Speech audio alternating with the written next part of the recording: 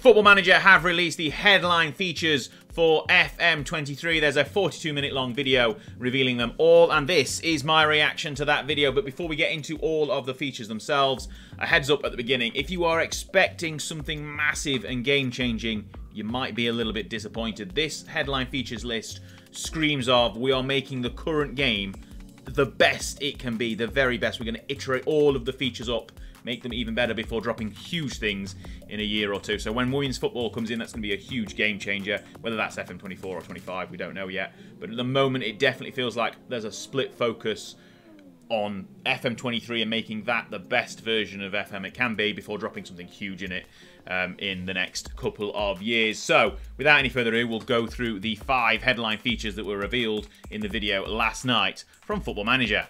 So first up, we had the recruitment revamp, and this sees the squad planner being put on the taskbar down the side, and it looks like it is basically a bulked up, revamped, reworked, improved, definitely, version of squad depth. So it's much more intuitive. The UI is looking a lot better. You can drop people from your shortlist, from your youth team. You can do many more things than you could in the squad depth, which was a screen that honestly I didn't use very much at all, maybe looked at it once a season. This looks like a screen that's going to be really useful, and you can go forward from this season to next season to the season after. I would have liked maybe a few more years than just the season after. If you've got 16-year-old wonder kids that you've just bought, 3 years isn't going to be enough to see how amazing they're going to be when they get into the first team. But that's just a small gripe. It does look like a really good improvement. It's going to bring forward and hopefully link in more with the recruitment side of things. And speaking of which, recruitment meetings look like they have been improved as well, because after you get through the first 3, like, it's just click and just ignore them. You probably forget to go to them. Don't even bother go to them anymore. There's going to be things like the improved agent interactions. So rather than just having a this is a range of wage, you'll actually be able to go a little bit back and forth, have more discussions with the agent before you even go through and try and buy a player, which lines up more with how things look like they act in the real world. Obviously, not familiar with the process myself, but that is definitely how it looks from the outside. Is that how the interaction with the agents works? There's also a change to scouting assignments. They're not assignments anymore. They're a recruitment focus. And I think this basically makes it easier to understand what's going on, a little bit clearer and essentially more detailed as well. You're going to get better reports. It's going to basically just shove a load of players into a funnel, and each stage funnel down into those few players who meet those targets, those attributes and everything that you're scouting for. So you want a left back who's 6'4" with 13 tackling. It'll filter everyone down until you get to there, and it'll also have some near misses of people who have just missed out, who are close but not quite fulfilling all of the criteria that you've wanted. Next up, we have the match AI and animation. So the match engine looks like it's been a big focus, and a lot of the things that have been happening behind the scenes are going to be under the hood by the look of things. So if the AI, I think they've spent a lot of time on manager AI and getting those AI managers to be better and more data-driven and more actual, like, real managers. So it looks like, obviously, I've not specifically said, but there's going to be a tactical battle. So I hope that means that when you change things, the AI manager reacts in a sensible way to try and combat the changes you're making and basically make the game feel a little bit more live and alive as well, to get things a little bit better in the matchday experience. And obviously there's going to be lots of changes to animations they've talked about. So all the goalkeeping animations look like they've been improved. Heading animations, like chesting down and volleying. That was a really nice clip there. It basically looks like the match engine is being iterated forward once again. Obviously the FM22 match engine was pretty good.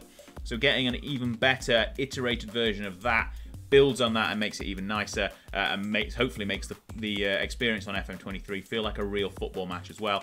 And there's been changes to tactics as well, so the wording of how the defensive lines sit, so it's now going to be low block, mid block, high block, more realistic, simpler to understand, and hopefully more powerful as well. There's been lots of talk of different tactical, basically the different tactics working better, so it's not just going to be go for attacking, gegenpress and win. So hopefully there's going to be much more variety and a tactical sense as well. And the screens look nice and improved and a bit cleaner, which is always a good thing.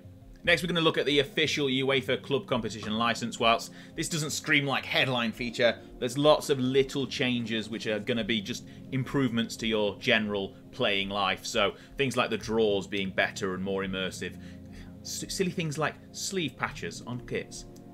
Is it needed? No. Is it more immersive and pretty cool? Yes. Will you notice it after 10 hours of playing? Probably not. But it's another one of those things. There's going to be many more little things, like the stages for winning a Champions League. It's going to be more immersive. The match introduction with the big star ball over the centre circle, more immersive. Needed. Not really. Does it really matter? At the grand scheme of things, no. But it's going to make the game feel more like you're in it, like you're in the Champions League. It's going to make, like all the Bundesliga stuff. It's a great little addition that you probably don't notice if you play in the Bundesliga all the time. If we don't even touch the Bundesliga, you won't notice it.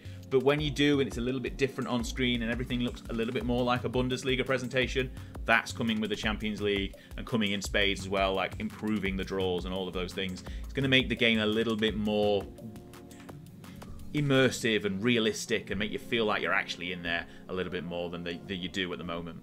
So supporter confidence was the 4th item on their list, and this is basically just bulking up that board vision area of the game and the club vision, and basically giving you a separate section for supporters and giving you like a breakdown based on real data of whether the supporters are hardcore, casual, family, all that sort of things, whether they what they care about is going to be more influential than it was in previous years, and you're going to have basically another master to try and please, so you don't have to try and just please the board, you've got the supporters to try and please as well.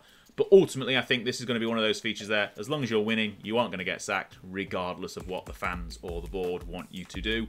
It's just, again, it's just iterating forward on that board confidence, splitting it into fan confidence as well, and just sort of giving you more things to basically try and please, and different areas to focus your management on. Again, maybe not a huge feature, but another small improvement and little tweaks here and there to make the overall experience so much better.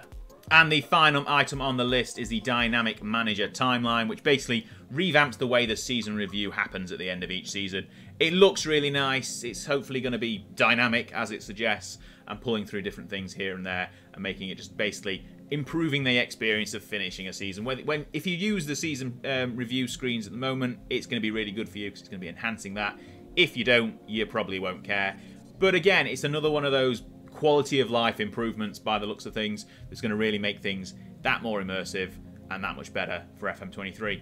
So there we have it. They are the features that have currently been revealed by Football Manager for FM23. Please let me know your thoughts in the comments, whether this has made you more excited for the game or less. If I've missed anything or you disagree with anything I've said, again, the comments are there for a reason. Let me know and we will get some conversation going. There's also the Discord channel for Sort It Out SI as well, which is linked in the description. And more content and more videos are going to be appearing around my face along with the subscribe button. So please tap one of the things on your screen right now and continue to enjoy the content here on Sort It Out SI. I'll see you in the next video. Thanks a lot for watching.